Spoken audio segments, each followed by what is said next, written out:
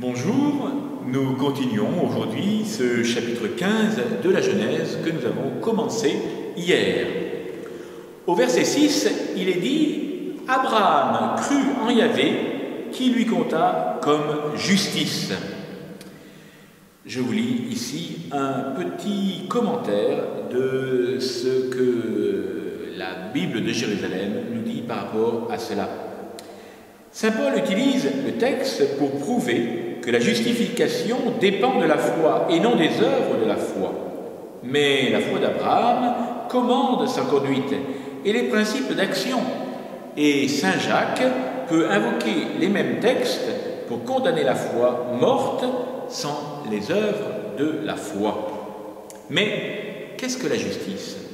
La justice dans la Bible déborde largement des vertus cardinales de justice, ou de cette justice distributive et rétributive que réclament nos contemporains, quand ils souhaitent un monde où il y ait plus de justice.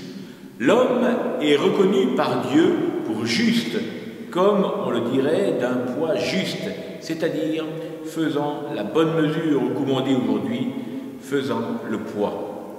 Être juste, c'est être conforme à ce que Dieu a mis en nous de possibilités, conforme au destin qu'il nous offre, en particulier par ses promesses. Et comme il est rare que l'homme corresponde entièrement à la grâce, Dieu fera au besoin l'appoint en justifiant, en rendant juste ce qui était déficitaire, pour que ce soit par faiblesse ou par péché proprement dit. Par conséquence, lorsqu'elle se dit de Dieu, la justice n'est pas seulement dans une exacte rétribution, on voit cela dans la parabole des ouvriers de la 11e heure, cette justice donne plus, elle comble nos manques. C'est une justice divine, une justice créatrice, une justice justifiante comme le proclame non seulement le psalmiste, mais l'Ancien comme le Nouveau Testament. Il nous rend justes. C'est la merveille pour laquelle le Christ est mort et ressuscité. Nous voyons cela au psaume 21, verset 32. C'est la troisième fois que Dieu promet à Abraham une descendance. Nous avions déjà vu cela au chapitre 12 et au chapitre 13. Mais Abraham ne voit rien venir. De plus, cette promesse est toujours liée à la possession de la terre de Palestine. Saint Ambroise dira « Abraham crut Dieu, que le Christ serait son héritier. » Qu'a-t-il cru? Que le Christ serait son héritier en prenant un corps. Et pour que tu saches que c'est bien cela qu'il a cru, le Seigneur a dit dans l'Évangile « Abraham a désiré voir mon jour, il l'a vu et s'est réjoui. » Saint Cyril d'Alexandrie dira « Abraham est donc dit père d'une multitude de peuples, parce qu'il est le père des croyants, qui, rassemblés de toutes les villes et régions, nous incorpore au Christ. » Au verset 7, verset 21, Dieu scelle son engagement dans une alliance avec deux récits qui se répètent et sont discordants. Du verset 9, verset 10, Abraham prend sur l'ordre de Dieu 3 animaux de 3 ans, c'est-à-dire dans la force de l'âge, ainsi que 3 oiseaux. Abraham coupe les 3 bêtes en deux.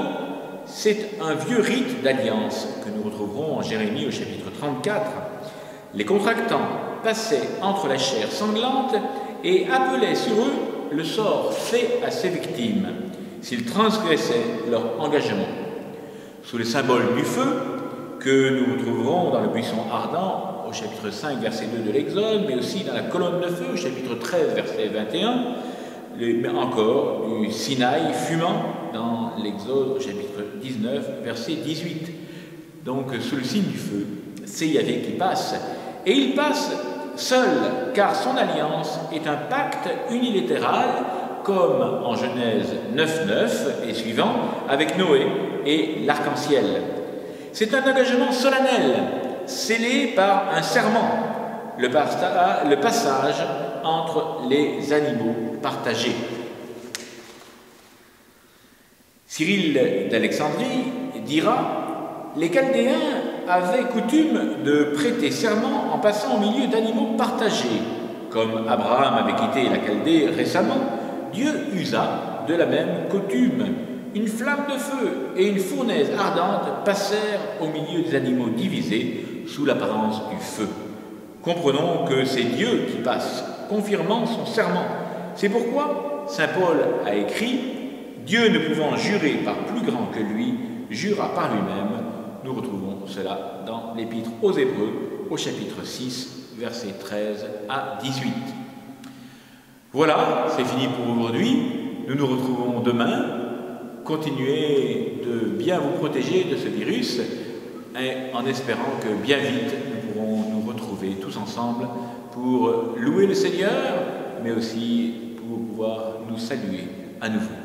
Bonne fin de journée, à très bientôt.